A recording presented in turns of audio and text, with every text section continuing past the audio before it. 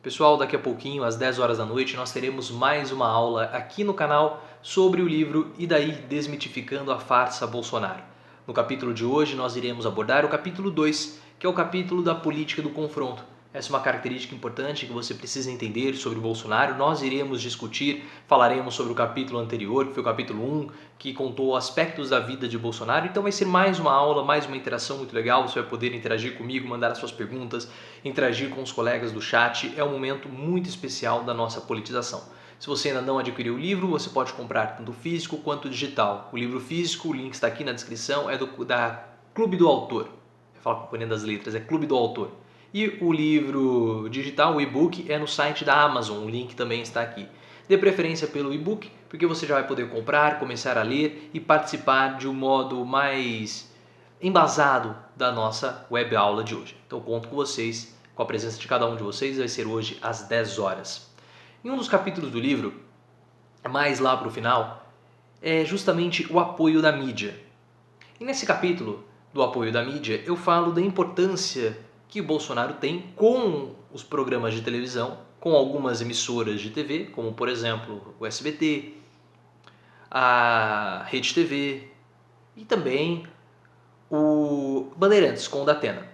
Porque existem três programas, o programa do Ratinho, o Brasil Urgente, o Datena e o Siqueira Júnior. O Siqueira Júnior vem criticando o Bolsonaro, mas ainda tem uma importância grande. Então esses três apresentadores especificamente, eles têm um papel muito importante para criar todo um ambiente favorável ao Bolsonaro. Bolsonaro ele depende da internet, a comunicação na internet ela é importante via gabinete do ódio, com a sua milícia virtual, principalmente para atacar e pressionar inimigos do Bolsonaro ou adversários do presidente. Mas a TV ela presta um papel fundamental para Bolsonaro e nós não podemos reduzir a importância dos programas de televisão. Ainda mais porque Bolsonaro, como nós vimos na aula de ontem, se você perdeu a playlist, E daí Desmitificando a Farsa Bolsonaro. Você pode procurar e encontrar essa playlist. Ontem nós falamos que o Bolsonaro ele conseguiu ter um salto de votação justamente por conta dos programas de televisão. Ele ficou de 2008 até 2018 aparecendo sistematicamente em CQC, Super Pop, Pânico, esses programas de humor e alguns programas de baixaria, alguns programas polêmicos. Isso fez com que o presidente tivesse todo um holofote, um palanque para ele praticamente semanal. E isso fez com que a votação de Bolsonaro crescesse com o passar dos anos. Tanto que em 2010 foi de 110 mil votos, 111 mil votos. Um aumento de praticamente 20 mil votos com relação à eleição de 2006. E de 2010 para 2014, Bolsonaro foi o deputado federal do Rio de Janeiro mais votado, com mais de 400 mil votos. Tudo isso, claro, porque ele começou a ter mais notoriedade. Então as televisões elas têm um papel importante para ele, principalmente com as camadas C e D. Porque nas pesquisas que nós tínhamos antes do Covid-19, Bolsonaro era muito rejeitado pelas classes C e D. Por isso que Datena, Siqueira Júnior, Ratinho eram importantes para o presidente, porque são apresentadores que dialogam, que comunicam justamente com esse público específico. E é por conta disso que você já começa a ter um entendimento maior da escolha do Fábio Faria para ser o ministro das Telecomunicações. Essa escolha do Fábio para esse novo ministério que foi recriado, ele tem vários objetivos. O Ministério da Comunicação ele não é um ministério tão relevante assim. Ah, é um ministério importante? Claro que é, porque é um ministério. Mas o próprio Bolsonaro encurtou. Esses ministérios vários deles foram encurtados. E agora ele começa a recriá-los. Por que justamente o Ministério da Comunicação? E não o Ministério da Segurança Pública, separando do Ministério da Justiça? Porque agora nós temos o Ministério da Justiça e da Segurança Pública, que era ocupado pelo Sérgio Moro. Porque justamente esse é um ministério menor. Não tem tanto impacto assim a sua recriação. Se Bolsonaro recriasse o Ministério da Segurança Pública, separando, desmembrando o Ministério da Justiça e Segurança Pública, claro que haveria uma grande repercussão, porque esse era justamente o Ministério de Sérgio Moro. É um ministério importante e é claro que iria ter repercussão, porque na época do Sérgio Moro, toda aquela história toda iria trazer novamente holofotes para Moro. Então ele cria um novo ministério, recria na verdade um ministério antigo, para sentir também qual vai ser a reação da população. Esse é um dos objetivos. Talvez um objetivo indireto que ele vai conseguir colher com essa recriação do Ministério. Entretanto, ele tem outros objetivos mais claros. E aí nós vamos falar sobre eles e vamos discuti-los aqui. O primeiro deles, obviamente, é um apoio do Centrão. Claro, não é mais segredo para ninguém. Porque o que aconteceu? O Fábio Faria, ele era deputado federal pelo PSD. O que é o PSD? É o partido do Kassab. Hoje, o partido do Kassab, o PSD, é um dos partidos mais importantes que nós temos no Brasil em termos de bastidores e cadeiras. É um partido importantíssimo. O PSD ele tem uma quantidade de cadeiras considerável na Câmara e também no Senado. Ele tem mais deputados, tem mais senadores do que o PMDB. Muita gente fica falando do PMDB, o partido dos bastidores, blá blá blá, sempre está no comando. O PMDB tem menos força que o PSD hoje. Quem manda hoje na Câmara e no Senado, mais do que o MDB, é o PSD, é o partido do Kassab. Quando o Kassab criou o partido lá atrás, 2010, 2011, ele falou, esse meu partido vai ser o partido que vai definir os bastidores. E ele está definindo. O Centrão hoje tem no PSD um partido muito forte. Decisões do bastidores passam pelo Kassab. Então é um afago direto ao Gilberto Kassab. E é claro que quando o Bolsonaro consegue fazer isso, traz esse ministério, recria o ministério e coloca um deputado do partido do Kassab, ele quer se garantir caso haja qualquer tipo de problema via processo de impeachment. E quanto mais deputados aliados a ele, quando eu falo aliados ao presidente, mais difícil fica para conseguir abrir um processo de impeachment. Porque o próprio Ciro Gomes fala, hoje nós já temos o elemento jurídico, falta o elemento político. Você pode escolher, Bolsonaro já cometeu vários crimes, você pode escolher um. Fiat Elba derrubou Fernando Collor. Mas se não houver um clima favorável no Congresso, esse processo não vai sair. Então Bolsonaro se blinda. Esse é um objetivo, fazer um afago ao Centrão. O outro objetivo, testar para ver se ele pode recriar os cargos, porque o Centrão é uma boca sem fundo. Queria recriar ministérios, porque o Centrão é uma boca sem fundo. Uma hora ele vai ter que trazer mais pessoas para o Centrão. Opa, eu também quero. E você começa a mostrar que você é permissível. Quando você está numa negociação, é mais interessante você ocultar algumas coisas. Existem três elementos importantes, três variáveis importantes em uma negociação. Tempo, informação e poder. O Centrão tem poder de barrar o impeachment de Bolsonaro. Bolsonaro precisa deles. Então, o Centrão, nesse momento, nessa negociação, tem mais poder do que o Bolsonaro. E ele pode continuar pedindo cargos até que tudo acabe sendo consolidado. Então, esse é um outro objetivo. O terceiro objetivo é justamente fazer um afago direto para um canal de televisão, o SBT. Por quê? Porque o Fábio Faria ele é genro do Silvio Santos. O Silvio Santos tem uma programação muito voltada para o público C e D. E para piorar a situação do Silvio Santos, o Ricardo Feltrin, do UOL, divulgou que entre junho de 2019 e junho de 2020, o SBT perdeu 30% da audiência. 30% da audiência. É muita gente que deixou de acompanhar o SBT. Então o SBT tem perdido audiência e, consequentemente, vai acabar perdendo receita.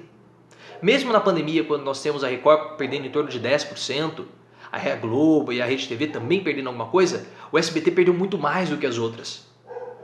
Então isso deixou o Silvio Santos desesperado. O próprio Ricardo Feltrin falou, o Silvio Santos está com a macaca, como o próprio iria dizer. Então ele está mudando vários componentes da grade horária, porque só formou reprise. E o telejornal do SBT é um telejornal capenga. O próprio Silvio Santos interveio, teve problema com o jornal, gerou polêmica. Isso tira a credibilidade. Nesse momento que nem os dados do governo eles têm credibilidade, haja visto que o Bolsonaro quis dar uma maquiada nos dados, o jornalismo ele precisa ser um jornalismo crível. Tem que passar que aquilo que está sendo mostrado é verdadeiro. Hoje, a televisão, o que ela vende? Entretenimento, sim, mas ela também vende informação com qualidade. Se o telespectador, se o leitor de um jornal, ele começa a sentir que aquele programa, que aquele veículo não tem credibilidade, ele simplesmente deixa de acompanhar. E aí, quando você perde o seu anunciante, quando você perde o seu assinante, quando você perde o seu telespectador, você começa a ter menos receita, seja pelo anúncio ou pelas propagandas, porque a audiência acaba caindo. Então esse é um momento que nós podemos dizer praticamente desesperador para o SBT.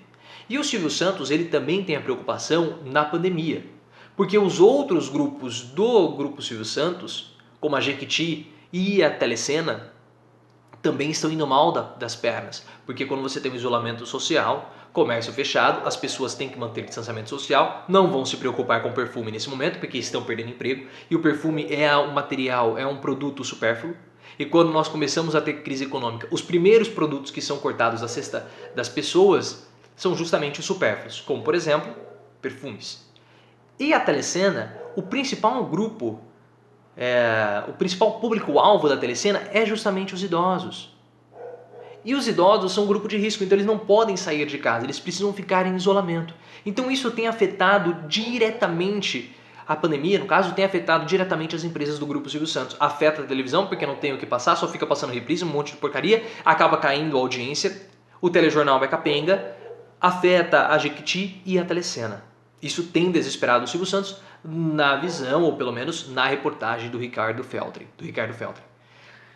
Então, colocar alguém da família ligado diretamente no governo pode trazer algum tipo de benefício para o Grupo Silvio Santos.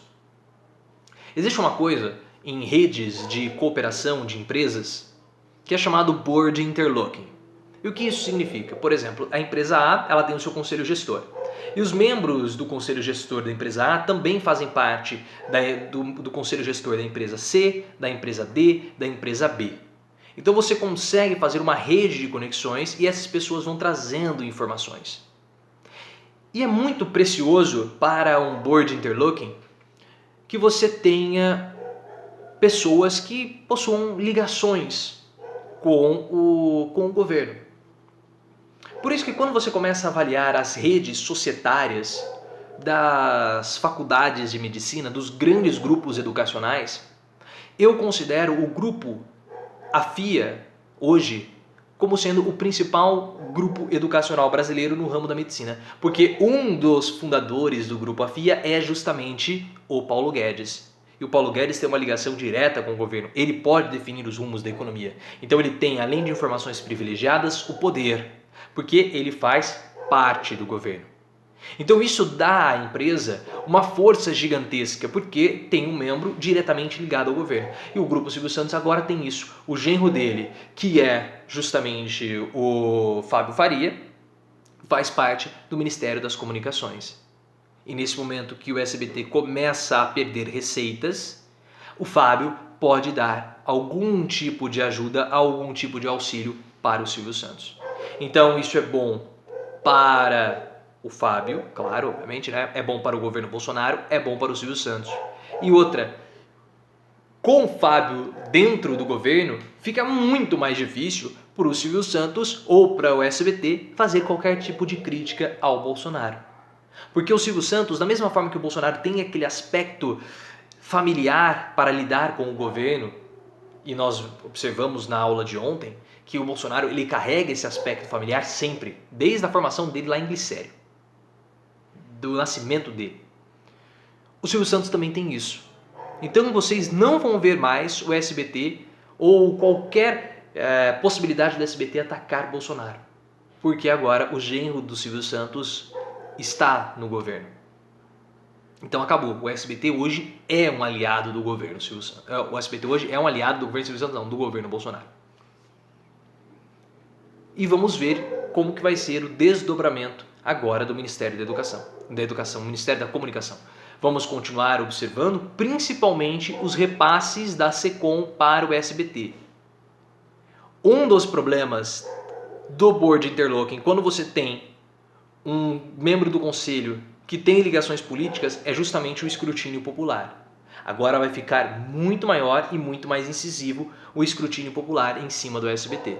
E é isso que nós vamos fazer. Vamos continuar observando para saber se vai ocorrer algum tipo de favorecimento via propaganda da SECOM, repasse de propaganda da SECOM ou qualquer outro tipo de benefícios legais burocráticos.